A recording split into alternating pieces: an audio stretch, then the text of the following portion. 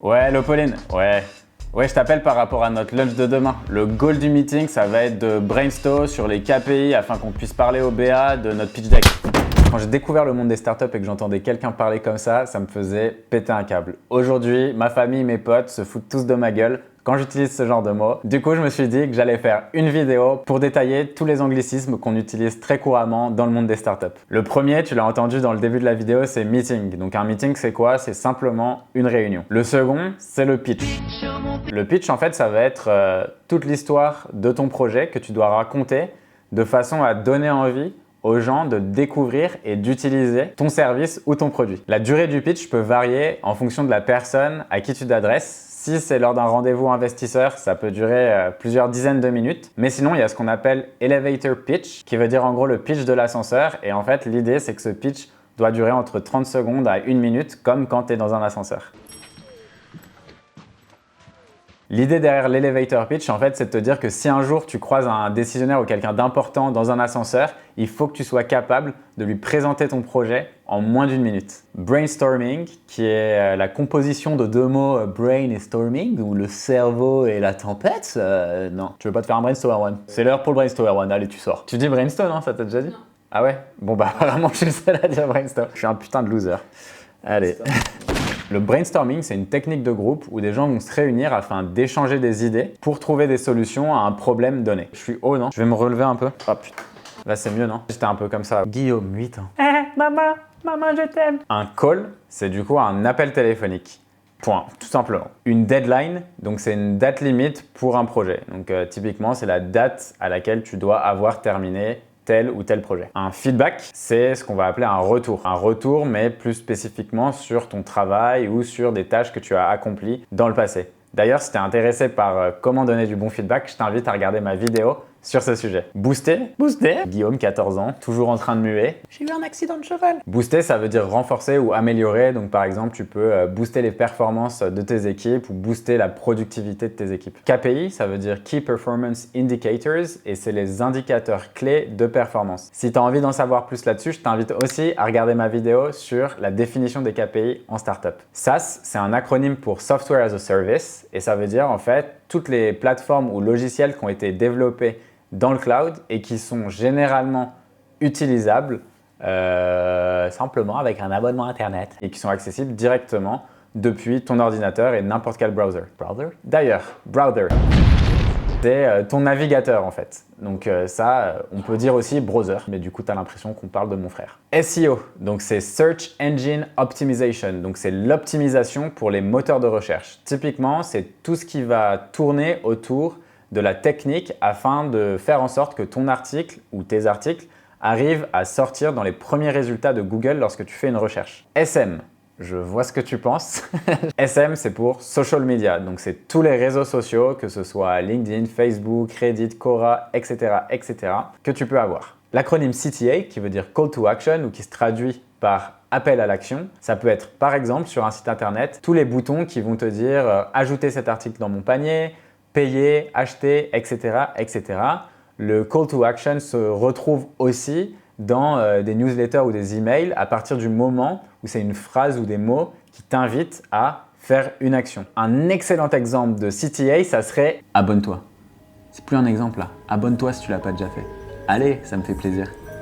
Est-ce que tu peux arrêter De me lécher? Je suis un lécheur fou, Roxana. C'est de génération en génération. Mon grand-père était un lécheur fou. Mon père était un lécheur fou. Du baume? Ouais, je veux bien du baume. Je veux pas de son baume, putain. Quoi? Non, rien. Un business angel ou BA, c'est une personne qui va investir dans des entreprises qui sont à un stade peu avancé. La raison pour laquelle les business angels investissent à des stades précoces de boîte, c'est parce qu'en général, ils sont en contact avec les fondateurs de start-up à un stade qui est en amont de la boîte et le business angel, en plus d'apporter de l'argent, apporte en général du conseil et aussi potentiellement de l'aide pour faire grossir la boîte. Lui, ça lui permet de récupérer un petit peu plus de parts avec un petit peu moins d'argent à dépenser. Et pour le fondateur, ça lui permet de s'entourer de personnes qui vont lui apporter sur le point de vue business, mais aussi émotionnel. Un lead, c'est ce qu'on va appeler un prospect, donc un potentiel client. Le BO ou back office, c'est toute la partie en fait qu'on ne voit pas du site internet ou potentiellement de votre application ou compte marchand que vous avez. Donc ça peut être l'endroit où vous avez toute votre base de données avec vos clients, vos achats, vos ventes, etc. L'A/B testing, donc l'idée c'est de créer un test entre deux versions d'un même projet et de voir celui qui va potentiellement convertir le mieux. Donc typiquement, vous allez créer deux sites internet et vous allez voir quel site va convertir le mieux, va vous apporter le plus de ventes. Donc l'IA ou AI, c'est l'intelligence artificielle. Un chatbot, c'est un petit robot qui va vous permettre de communiquer en temps réel et de poser vos questions sur un site internet. Il n'y a pas d'humain derrière, c'est des réponses qui sont préenregistrées en fonction de vos questions. Le CMS ou Content Management System, ça va être par exemple tous les outils que vous pouvez utiliser pour gérer votre contenu comme votre blog ou votre site internet. Donc dans les CMS connus, on peut penser à WordPress, Wix, Squarespace, Webflow et plein d'autres. Le crowdfunding, c'est le financement participatif. Donc vous avez sûrement déjà dû voir sur des plateformes comme Kickstarter.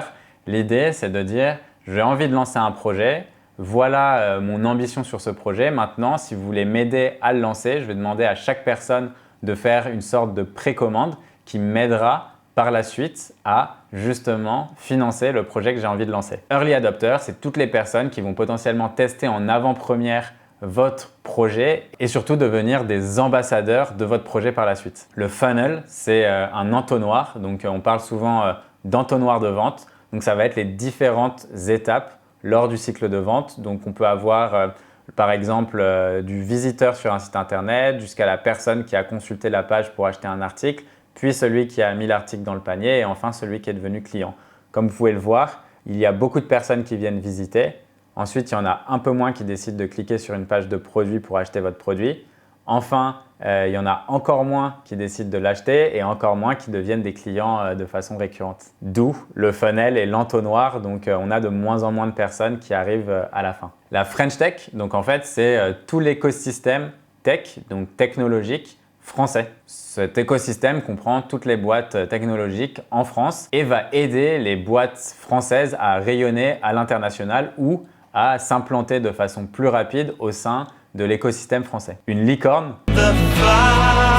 donc c'est un animal féerique, non je déconne. Licorne, du coup, c'est toutes les startups qui vont avoir une valorisation à plus d'1 milliard.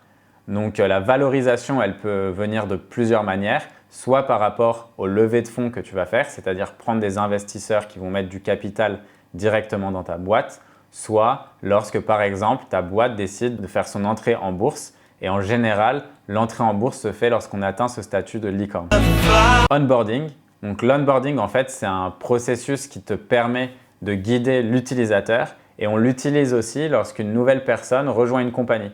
Donc par exemple, si tu rejoignais l'Emlist demain, il y aurait une phase d'onboarding qui dure à peu près 2 semaines où tu vas faire un process, tu vas apprendre à te servir de notre logiciel, rencontrer l'équipe, savoir te former sur tous les outils qu'on utilise. UI, c'est User Interface. Donc, c'est tout l'espace d'interaction entre l'humain et un produit. Donc, le produit, quand je dis produit, c'est la partie plutôt tech, donc une plateforme.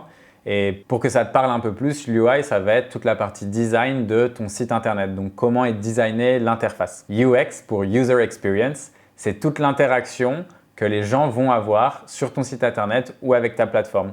La science de l'expérience utilisateur, ça va être par exemple de décider de positionner un bouton à un endroit plutôt qu'à un autre afin d'optimiser le temps d'utilisation de l'utilisateur ou d'optimiser le parcours utilisateur de ton client lorsqu'il arrive sur ton site ou ton application. Unique Visitor, donc UV, c'est le visiteur unique. Ça, c'est une donnée qui va être utilisée pour mesurer le nombre de personnes qui viennent visiter ton site internet ou qui sont sur ton application.